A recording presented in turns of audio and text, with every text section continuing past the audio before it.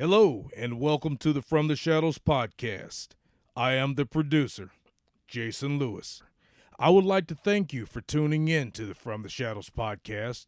And without further ado, here is your host, Shane Grove. Hey, good evening, everyone. This is Shane Grove, the host of From the Shadows podcast. And this evening, I'm joined with by the crew member, the Judge. Good evening, everyone. Jason, the super producer. Yep, here and ready to go. Well, you don't sound very ready to go. You sound like you kind of just got done with a long shift at work. That is correct. Oh, good, man. Am I good or what? You are good. and so our guest tonight from all the way from Colorado is TV star, podcast host, blogger, and paranormal investigator, Eryn McGarry. Eryn, how you doing today? Hey, tonight? I'm doing pretty great. Glad to be on here. I've been looking forward to this. I'm glad we could finally narrow down a time for everybody. Yes. It's been quite a little song and dance trying to figure out a time what works for everybody. And then, with you having a little misfortune today, I mean, I don't want to say that was tied into maybe somebody trying to keep you from coming on the podcast. But so you had a little fender bender today. Everything okay? You doing all right? Oh, yeah, everything's good. It was totally my fault. Don't admit that. Judge. Liability attached to that. I would not say that. Okay. His car was fine. His car was fine. He didn't even have anything he had a tiny scuff. Oh, okay. Jeez. All right. So, Eryn, we're really excited to have you on tonight. From the Shadows podcast, for the listeners out there, I think we do a pretty good job of hitting various genres, whether we're talking about Bigfoot or Dogman or UFOs. And tonight, we wanted to talk to you about some experiences that you had as a kid growing up that I think I could probably, from watching the Netflix episode, say that this is a possible demon episode. Is that a fair statement?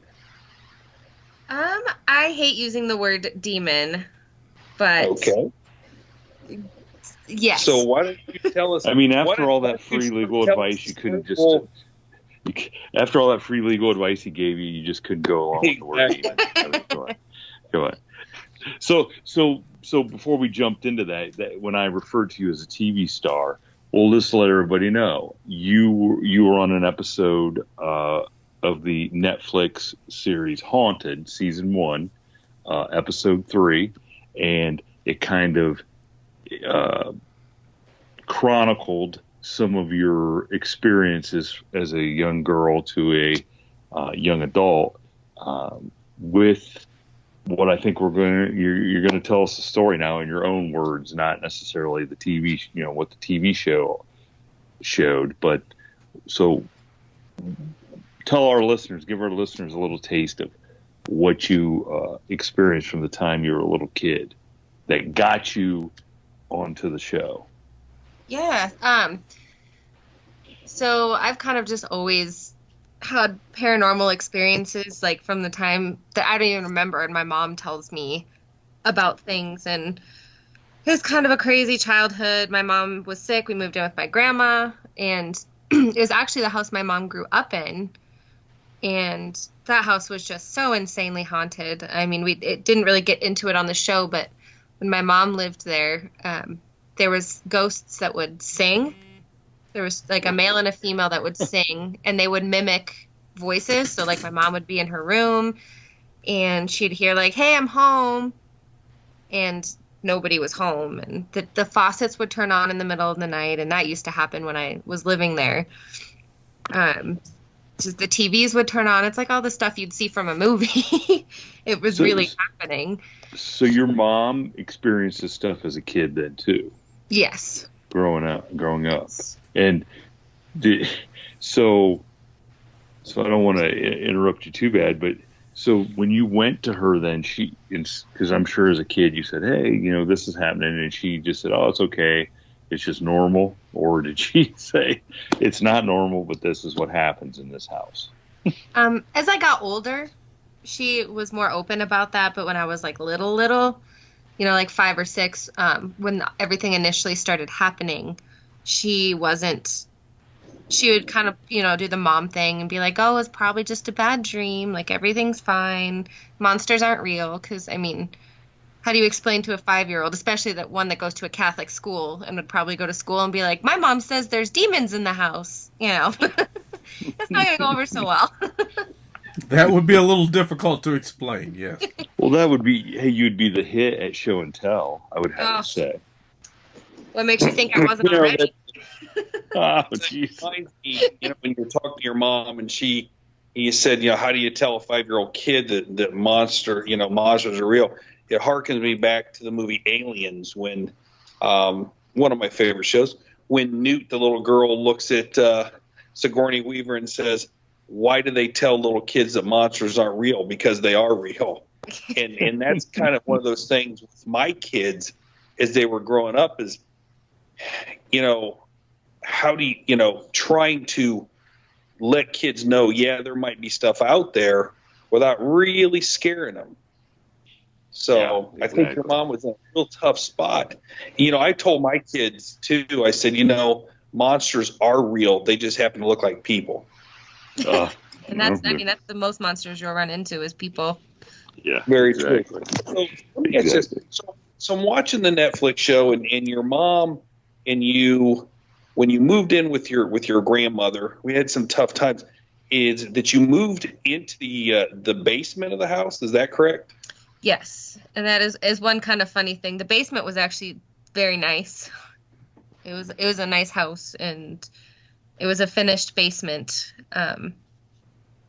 But it would have been your uncle. Had he lived down there, or is that just his kind of hangout area based upon what sort of Netflix portrayed it?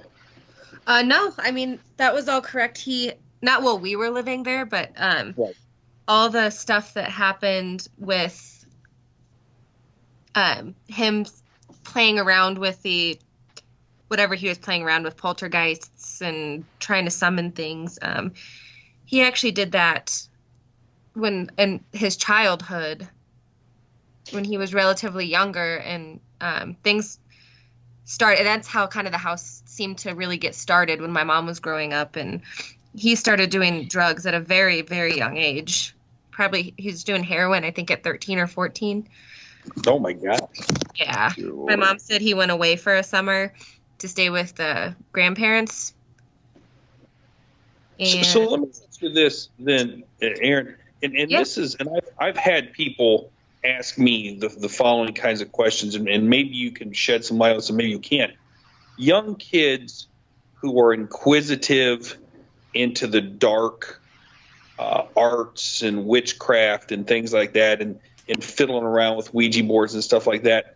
But where does a teenage boy find things to conjure spirits and poltergeists, if that's how you want to call them? But where do you find that kind of stuff? Well, I think there's two things. I mean, you can go to the library. When I was a kid, I used to go to the library all the time, and I feel terrible for this. And again, I'm incriminating myself, but I used to steal the books from the library. Oh, dear Lord. I'm beginning to think you've got everything you deserved. And maybe that's it. I returned them all, and I felt guilty as an adult. Did you pay the late fee, though?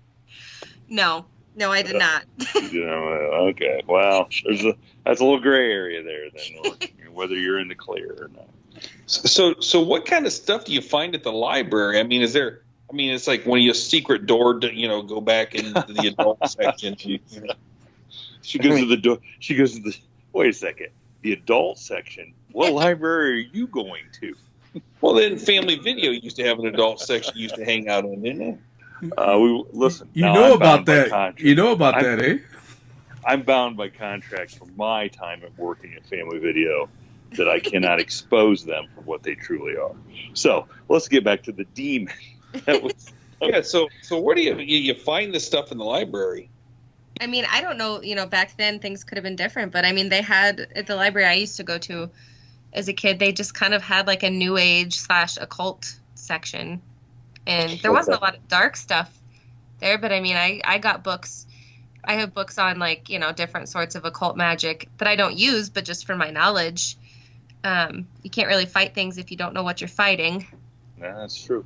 So you think so then the belief is that the stuff that was going on in the house began with your uncle trying to explore the world of demonology or conjuring up evil or the devil or whatever it is he was trying to do. So it wasn't like there was a haunting from 150 years prior or anything. It maybe began with him opening some door and letting something into the house. And that's what we believe, because it was almost like a portal was opened because things would come in and out. And one ghost they didn't talk about on the show that I find to be kind of a funny story. There's a ghost that used to crawl in bed with my mom. Like she could feel someone spooning her. Like even while I was in the bed. And okay, so let's get off the adult section. I mean, we're a family show here. So but then he left. So I mean, it's like things were kind of coming in and out.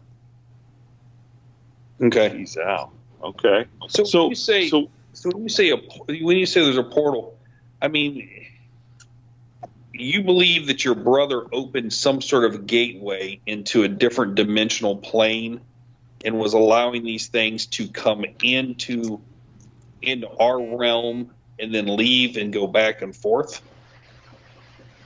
I mean, I know it sounds crazy, but yeah, basically, when you're messing with things and you don't know what you're doing, it's sort of like, because initially he was trying to call in, he wanted a poltergeist, was his initial thing, and then who knows what he might have messed with because he was a kid and didn't know what he was doing. Holy smokes. So the one part there where he takes you into the, what was it, the bathroom or something, and shows you like the air duct and said that is the, so I mean, is that, I'm assuming that's something that actually happened then. I mean, it was like an old crawl space. Yeah, he took me in there and said that's where the boogeyman lives.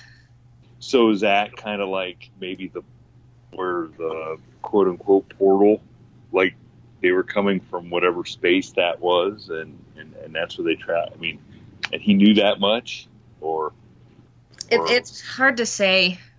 It's really hard to say, but it was like the animals wouldn't even go in that room. Our cat stopped eating, and they wouldn't go in the laundry room.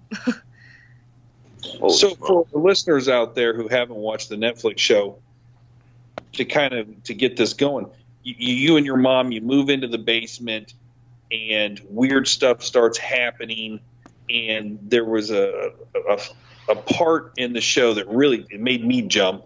You're laying in bed with your mom, and describe for our listeners what you saw that really you knew you weren't dreaming. You knew you saw something. Could you tell us what it looked like, or did Netflix kind of just take a little liberty with it? I'm very interested to hear what you saw.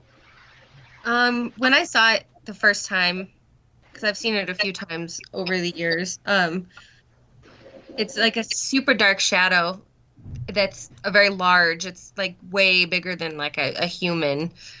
Like, when you look into a dark room, but there's something darker in there. Right.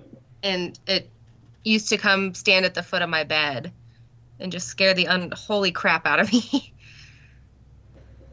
The episode we had with the Mansfield prison had a very similar situation where a dark entity followed one of the tour guides home and stood by her bed. It's so unsettling, and you're very vulnerable when you're like sleeping or in your bed. Like you can't really run anywhere if something's right there, and it's almost like they know that. I mean, when you saw it, What was your impression? I mean, was this something did it know that you could see it? I believe so. Because I've had experience in my life where I've seen something similar to what you're describing, dark, and it bristled when it knew that I knew it was there. Like I sensed it was there. I could see it. So it caused me to believe that whatever this thing was, it creeps around and most people can't see it. It doesn't, and then when it realized, oh gee, this person can sense it there, see it, it was kind of taken aback. So no, you this said wants to take it back. So this thing was happy that you saw it, and It knew. Oh, absolutely. So let's get back into, so you're seeing stuff, you're experiencing stuff in the basement. At what point then did you finally break through to your mom and she said, okay, I'm going to level with you. This is what's going on. I was older for sure. Oh, really? So she let you, okay. All right. So when the medium came, we did have a medium come that was my godmother's friend, and they kicked me out. They sent me with my grandma when all that went on. So I knew something was going on, but I didn't know what. And my grandpa was also supposedly there as well. So this medium came to the house and kind of like was trying to help. Mm-hmm. You guys help your mom and your grandparents figure out what was going on. My grandma had no experiences. That was the weird part too. Oh, my grandma hoo-hawed it all. So at any point did your uncle like really fess up to the adults and say, or did he just try to scare you by telling that that's where the boogeyman lives? Well, that was one of the last times that I saw him. He's actually in prison for murder. Oh, yeah. Okay. He was just in and out of rehab at that point, and my mom didn't want me around him. So that's like the last memory I have of him. Oh, really? So that's terrible. That's terrible that, that's the last memory you have is him trying to just terrify you as a kid. Jeez.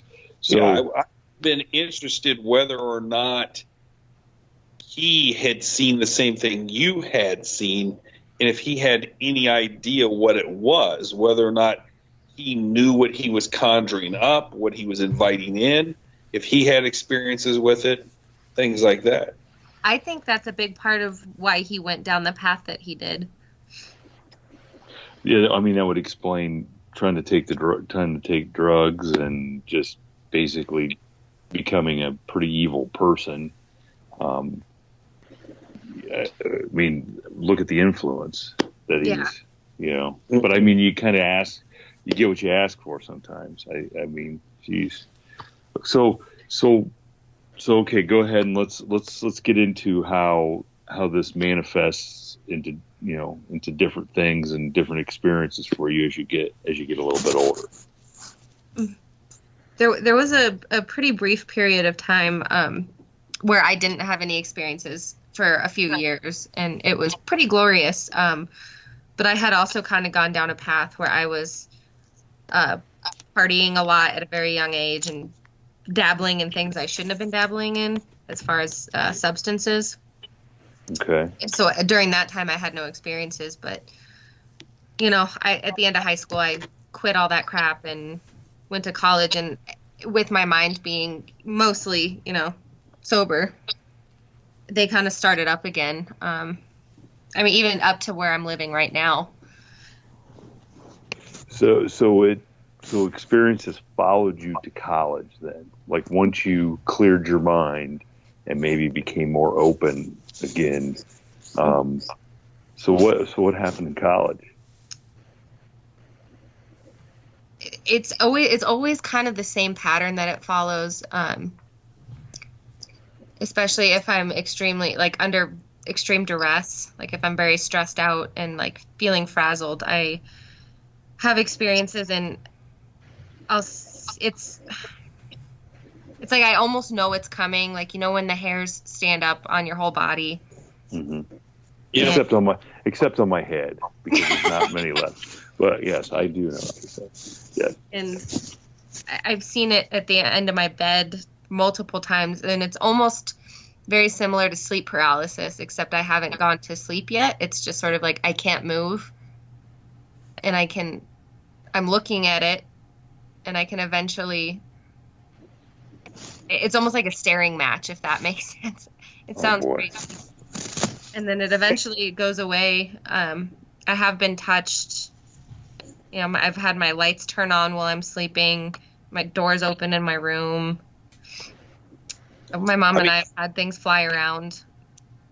Not like literally fly, but like jump off the counter or like jump from the washer to the dryer. I mean, has this thing ever tried to communicate with you? Nope. And it doesn't seem to have any interest in communicating at all. It's just like that. I deal with ghost stuff all the time, and it's more annoying usually, but whatever that thing is absolutely terrifies me. Like, it's just like dread, and you can just feel like it's nasty. And so it attached itself to you when you were a child, and it has followed you around wherever you've moved to. Mm-hmm. It's gotten better in the last couple years because I've worked with a priestess, but yeah, I feel like it's never really totally gone away, and I'm always nervous that it's going to happen again. So how often do you say that, and how often would you say that you see this thing? Like I said, in the last couple years, I haven't seen it really at all. I've had other weird stuff happen.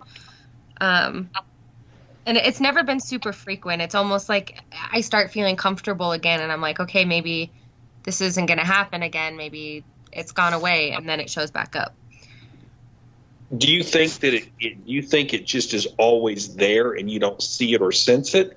Or do you think it actually traverses back to whatever realm that it came from, and it just periodically pops up at times in your life when maybe you're depressed or you're anxious or things aren't going well, and it's feeding off your negative energy? I tend to believe that. I really don't want to believe that it's around me all the time. It's just I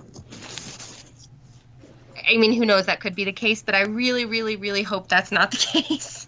So it's more of an opportunity entity. Like, it sees the opportunity to get some negativity from you, and it's going to take that opportunity to feed off your negativity if something bad's happening. Yeah. Okay. Well, then it's a good thing your car accident wasn't very bad today, because imagine that, the negativity, and that maybe from being in a bad car accident, being mad or something like that, maybe the thing would be showing up tonight. Not that I'm hoping that, but that would be that'd be a great podcast episode, wouldn't it, if the thing showed up?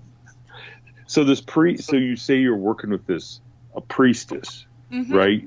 So explain to our listeners who may not have any clue as to what you're talking about, like what that is and what this priestess is doing to help you out. Oh, yeah. Well, I was raised Catholic technically, but I started getting into like the pagan path when I was younger. And so I feel like that kind of protection works best for me. So I work with a lady, and she is like my mentor. So she helps me with a lot of different things, but she's taught me different ways to try and protect myself spiritually, different, and I guess protection spells to put around my living area, different stones, and she's also done some work as well. So you're talking about like incantations and things like that? Yeah, and then I do for, I guess, less intense spirits, sage and different candle spells, and there's a ton of little tricks I've learned that have pretty much kept most things at bay, except for the thing that followed me home from Zach Bagan's museum. Oh, geez. Okay. Well, and that leads. Okay, so that was one of the things you're sitting here talking about this, And I know that you go out and you're part of the, what is it, the Prism Colorado group? Yes. Okay. So you go out and do investigations. And I was going to ask, like, aren't you worried since seemingly something has been following you around that something else is going to grab a hold of you and follow you around? So go ahead. What followed you home from Zach's? I have no idea, but there was something pesky around here for about a week that was really bothering my mom and I both. Because my mom and I still live together because of her health. And she has experiences all the time, too. Like, something like her cane was picked up in her room and, like, kind of thrown off where it was hooked to. And we kept seeing some, like, things standing in the corner. And there's, like, kind of a negative energy that was just affecting both of us. And, you know, I can't say 100% if it was from Zach's museum, but it started, like, the day after I got home. So I blame Zach. Yeah, I was going to say, after, you know, watching what that dude does and stuff, I'd totally 100% blame him. You know? And we can ask the judge, does she have a case? Can she blame him? Because she's got a case or something, all right. She's, you know, it sounds like to me, Eryn, that you're almost like a beacon to paranormal things that you give off, and I've kind of, you know, theorized on why that may be, and we've talked about this in other podcasts about energy, and you know, first rule of thermodynamics: energy cannot be created, nor can it be destroyed. It just simply takes different forms. And I think that some people, the energy that they have is a beacon. It's a, you know, I don't know, electromagnetism draws things to them. I know from, you know, personal experiences in my life and things like that, I kind of feel that I have a little bit of that going on. And there's other people I've talked to, and, you know, that's one of the reasons why I never wanted to go to the Mansfield Reformatory. I was scared that I was going to bring something home with me. And, you know, there was an episode on Terror in the Woods, I think, where that happened to a lady. She went to the Mansfield Reformatory, and this thing followed her home. It was a dark figure, just like you're describing, and it terrorized her for months. And then I mentioned we have a tour guide who was on our podcast who worked at the Reformatory, and same thing. This dark figure followed her home, and she finally got rid of it by moving to college. It didn't follow her to college. So, I mean, you know, someone like you, who I think is somewhat of a beacon, I'd really be scared to go into these places for fear of what's going to follow me home and attach itself to me. I think it's the whole curiosity killed the cat. and I want a better understanding. Like, my curiosity kind of it takes over for the fear. And I believe you're right about being a beacon. And I think the biggest issue is, I believe my mom is as well. So when we're together, can be chaos. Oh boy. Yeah. Gotcha. So let me ask you this. What do you think these things are? Because I think we started off and I used the word demon. What do you think these things are? The way I see it, with the word demon, I believe, at least like in the paranormal community and like Ghost Adventures, throws that word around a little too casually. I don't think that there are a lot of cases that are necessarily truly demonic. I believe that most spirits are either deceased people or that could have been nasty in life, because you're not just going to change. If you're a shitty person when you're alive, you're probably going to not be so great when you're dead, too. I will apologize in advance then for everybody that I may haunt. And I think that there are things in this world or in other dimensions that were never human, and they're almost like products of energy, something more ancient than we can comprehend. So I guess it could be considered a demon. So are you like hearkening back to your studies in paganism about how all these different especially European, Europeans have had different things. And then reading your blog, changelings and fairies and dark creatures and things like that, things of folklore. Mm-hmm. I think am I reading you saying, hey, look, there's things out there we just don't know what they are. They've been around for thousands of years. They've interacted with mankind. They're not really cataloged, at least not maybe over here. And so you're saying, look, I'm not saying that this is a demon and demons, is in league with Satan or Lucifer himself. But these are things that predate even Christianity, Judaism, and things like that. Exactly. And I think we as humans don't really know for sure. And I just, as a pagan, it's hard for me to sit there and be like, oh yeah, demon that's in league with the devil and God and all that. So. Well, so it seems to me then this whatever's following you around must have been a real jerk in his former life or whatever, to just stand at the edge of your bed and stare at you and try to be. I mean, how else can you? I mean, if the thing is not trying to really hurt you physically, whether I've been touched and scratched before. Oh, okay. So you've been touched and okay. All right. Well, I stand by my previous statement that it's really a jerk. He's really a jerk.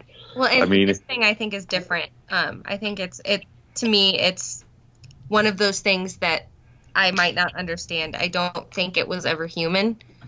Whatever this is, that's just my gut feeling. I have no proof of that, but that's what I believe after dealing with it for so long.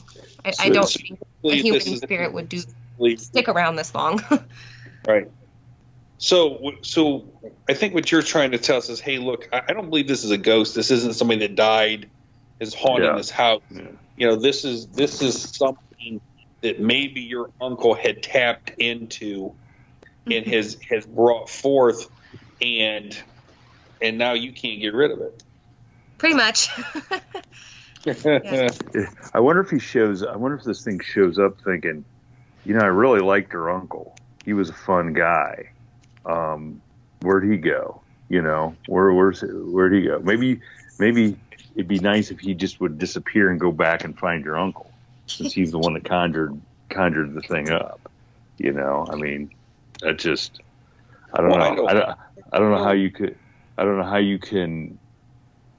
I mean, me being a total scaredy cat, I don't know how you can wonder, like, when's this thing going to show back up? It is amazing to me that you can live like that.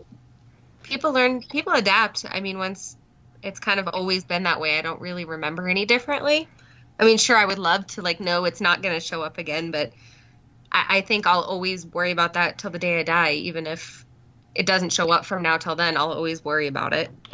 Now, have you ever been in a situation? So has anybody else ever seen this thing?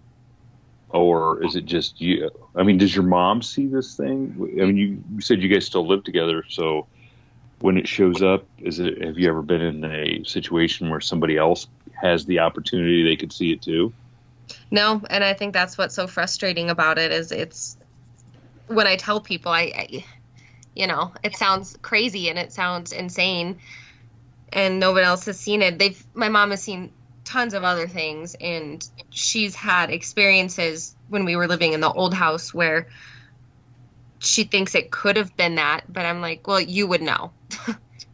You wouldn't be saying it could be, like, you would have known if you were seeing that. So tell us, okay, so we know you're haunted. You got something. So tell us about some of the other stuff that you do, because this is what really I think is fascinating to all of us, that you are afflicted with this, but you're just you've got a paranormal podcast, you've got a blog on your website, you go out doing ghost hunt. You're involved in making little horror movie shorts. The Blue Room, which can be seen on your, now this is a great name, the Paranormalprincess.com website. I mean, that's awesome. I'm glad that you were able to get that name, because I think you deserve to have that. Deserve to have that name. I've earned the princess crown. Yeah. So kind of tell all of our listeners, like, what all the different things that you're into and how they can kind of maybe follow the chronicles of the Paranormal Princess and see and learn more about what you're experiencing out there in the paranormal field. Well, I've just kind of really embraced it. At this point, it's sort of like, well, it's here. I'm going to be dealing with this, so I might as well study it and learn about it. And so I started my blog, on paranormalprincess.com, and that kind of gives me an excuse to research things and write about things. And then my friends offered me the podcast, and I was like, sure, why not? And that's under the Punk Rock Horror Podcast. I'm like a monthly sideshow kind of. I noticed that. It was like they got a bunch, and they give you like once every month. I mean, I think you should demand a little bit more. Oh, they keep telling me they want me to do more, but just it's hard for me to commit to that right now, just because I've got so much other stuff going on and life is crazy. But I keep up with. I try and update that. I'm trying to get better about updating my blog. It's been hard to balance the blog and the podcast without like crossing over too much. And I'm always on my Instagram. I update stuff when I go out with Prism. I just joined up with them recently from the team I was on previously. But Prism's been a great fit, and they're a very honest group of people, which is nice. So what kind of stuff have you guys gone out and investigated there with that group? Like, what are some? I mean, we know all the Ohio stuff because that's where we're based at. What's some of the cool stuff out there in Colorado that you guys are getting to go out and check out? Well, everybody talks about the Stanley. I have visited, but I haven't investigated there because it's almost impossible to, get quiet space there, and the rates are astronomical. And for those who don't know, the Stanley, right? That's the bait with The Shining, right? Yep, that's where Stephen King wrote The Shining. Yes, yeah. And I've seen that on some of the ghost hunters and stuff like that have done some shows from there, and it seems like a pretty lively place. Like, supposedly, I think it's a little hyped up, personally. Oh, really? Okay. All right. But there's a few other like hidden gems. We have the Railroad Museum that's here, so it's like a bunch of old like railroad cars from all different time periods, and we had some crazy stuff happen there. My favorite though is the Phoenix Gold Mine. So it's still an operational gold mine up in the mountains, and I caught my very first EVP there, like clear as day EVP, 100 feet underground. So there was no way it was anybody else. So what'd you catch? It's pretty creepy. It says the devil whispers. Okay, so are you sure this wasn't your buddy that's following you around and just like, I'm really gonna mess with her and and whispered a little bit? So I can't say for sure, but it was definitely a little unnerving because the place it didn't have like a bad vibe at all. It was just a lot of, I think, residual stuff there. But yeah, no, that was not residual. Like, is that a double meaning? Is like, hey, the devil was like so it's the devil whispering to you and letting you know that that's, oh man. And you're that far down underground. How can you even? Yeah, it's not. I'll send you guys once we're done here. I'll send you guys the clip. I have it like unlisted on my YouTube. Oh boy, God, really? It's like midnight here, and I mean it's dark, and I'm alone and I'm alone in the basement. I mean, seriously, what? Oh my goodness. Yeah. So yeah, I do encourage like everybody that's listening, go to the paranormalprincess.com. definitely look up the podcast, because the one thing I listened to the episode on Poltergeist, and I mean, you know your stuff. There's just no question. You are well versed, well studied. You know what you're talking about for sure. So I mean, that was a very informative, really cool episode you did. Definitely. Thank you. The blog is really good. But let's talk about this horror short that you guys did with your friends. Kind of tell us, because the judge and I are, we write scary horror movie scripts. We, do stuff like that. We've been in, and Jason, we've all been in a movie back here that's coming out. And so we're really into like the whole making movies and stuff like that. So tell me how you guys pulled that off, and how you got interested in doing that stuff. Yeah, definitely. You guys have to send me that information, and when the movie comes out, I'd love to check it out. Oh yeah, and I can't promise that any of the parts that any of us play are any good, but I'm sure they're just fine. I'm not quitting my day job. You're not quitting. Well, your day job pays a little bit better than any of us made for being in that movie. Just, So go ahead, Eryn. Give us a little background on your foray into movies. Sure. So I don't know if you guys have heard of like Twin Peaks, David Lynch. Yeah. But that's my favorite thing in the whole world. I'm covered in Twin Peaks tattoos, and I'm part of a group that we, for a long time, got together every Sunday to watch Twin Peaks, and we had a writing group. And one day, my friend Jesse, who's the director and did a lot of everything for the movie, he's like, well, let's make a horror short. And so he kind of came up with the script and then pulled me on as production manager, and we ended up, actually the place we filmed at was super haunted. I've investigated there before. It's just like a local business. Well, I saw that you were the producer. You were in charge of finding the set. Where you guys could shoot. Mm-hmm. Did you do that on purpose? Like, did you find a place that you knew was haunted so you could really mess with these guys while they're, or what? No, actually, one of my former teammates, who is, I love her dearly, she works at a place, and when I was on my old team, we investigated there a couple times.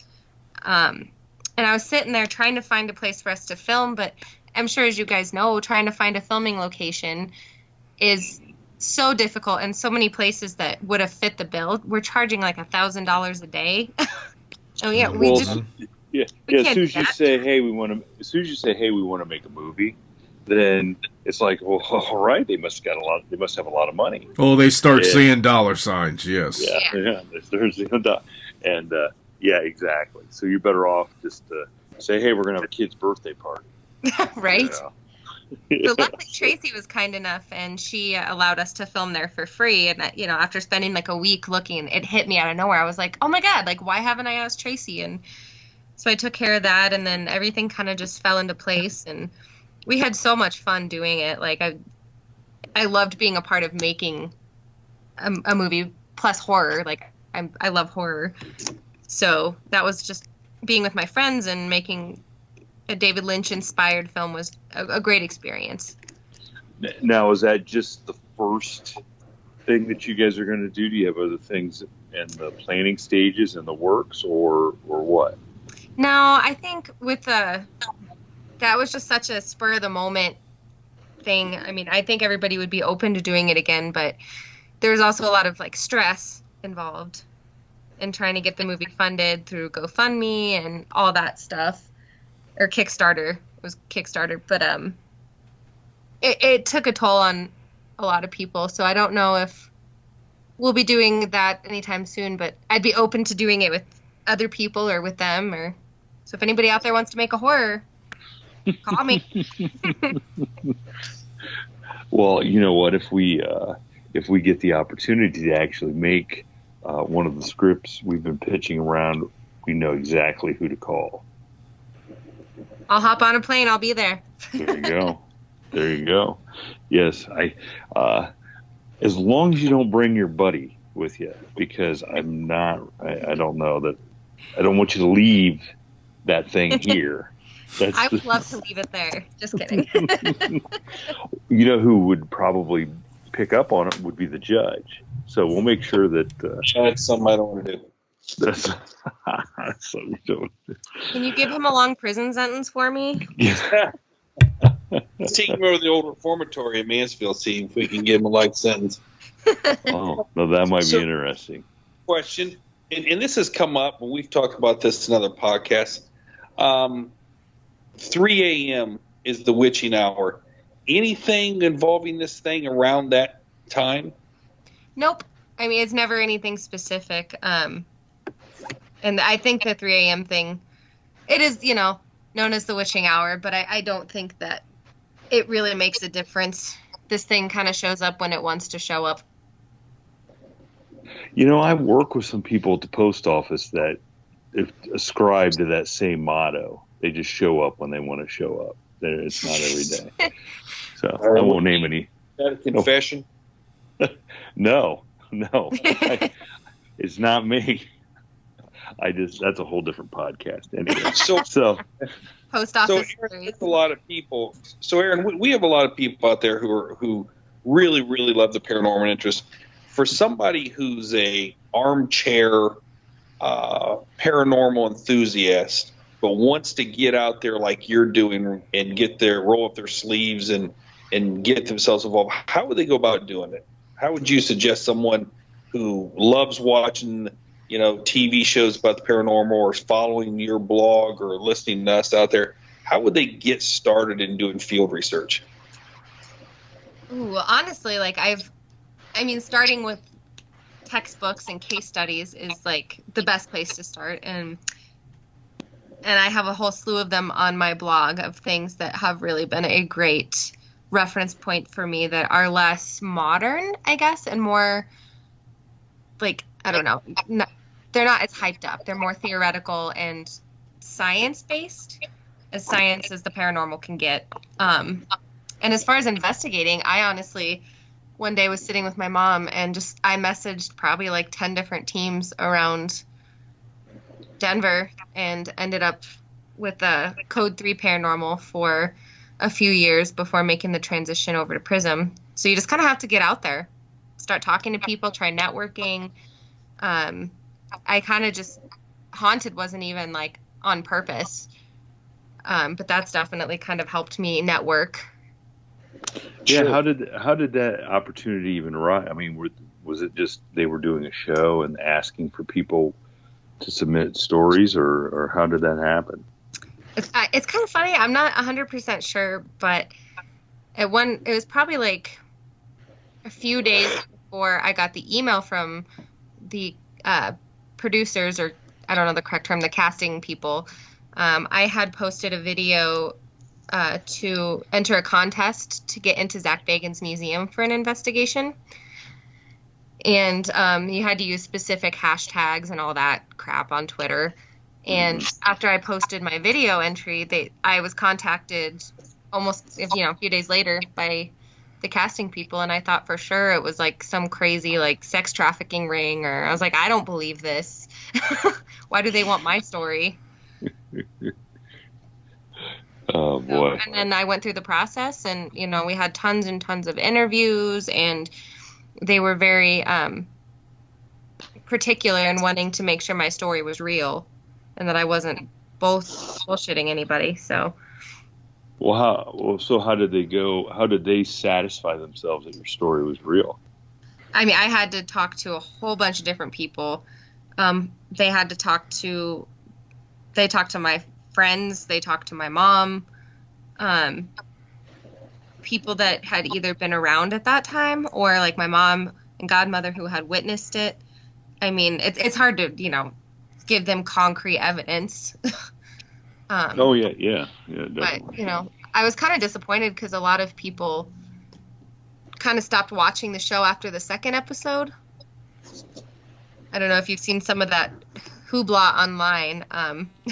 Yeah, I did. Yes, I did. And I mean, I didn't exactly want to bring that up, but I saw a lot of the people questioning whether the show was real or not, and whether, they kind of, what I kind of thought was, kind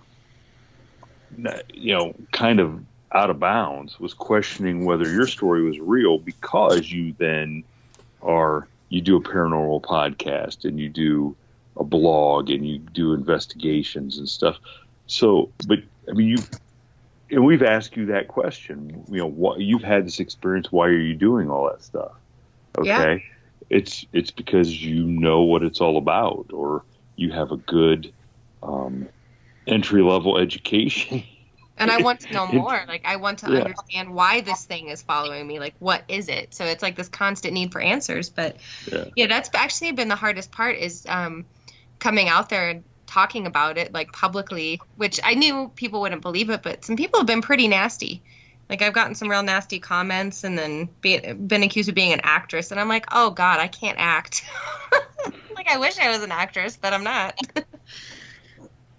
Well, I mean, we find that with a lot of the stuff, whether it's cryptids, people who've seen cryptids or paranormal things, people are scared to come forward and say, hey, this was my experience, for fear of being ridiculed, or, in your situation, you're trying to monetize a story. So, and things like that. So, one of the hardest things for a person to have to do is to be called a liar. And so I think a lot of people just say, look, rather than be called a liar and have my credibility judged, I'm just going to keep these things to myself, and then secretly, try to live vicariously through people like you in shows. But, and that was kind of one of the mission statements of our podcast, was to encourage people who have had experiences to come forward and say, hey, look, we believe you. We're not going to look at you with skepticism. We want to hear your story. Give them a forum by which they can feel safe and not be judged, no pun intended. Only by the judge. Yeah, only by the judge. Well, okay. But I mean, the real hope is that somebody would listen to you tell your story on our podcast, and then they have an avenue, if they have a similar experience, that they can reach out to you through your blog, through your podcast and stuff, and say, hey, look, I thought I was the only one that had this happen, and man, can you help me out? Can you help? What did you do? I mean, that's kind of what we hope would happen is if somebody hears your experience and they're experiencing the same thing, now they don't have to feel like they're alone. Okay? Yeah, that was a big motivator for me too. And I'm always, my email is paranormalprincess7@gmail.com, or through my blog. However people want to reach out to me, Instagram, and I'm always willing to try and talk to people or answer questions, or I can only do so much from a distance, but I want to try and help people. Yeah, and I think that's a great. I mean, that's a great attitude and a great mission to have, is to help people. That because when you were going through it as a young kid, you had to feel like something was wrong. You were the only person in the world that was probably experiencing that, and the adults in your life who even knew something was going on just kind of said, it's just your imagination, so, and it's not, no. It's not your imagination, unfortunately. So. It'd be easier to be crazy.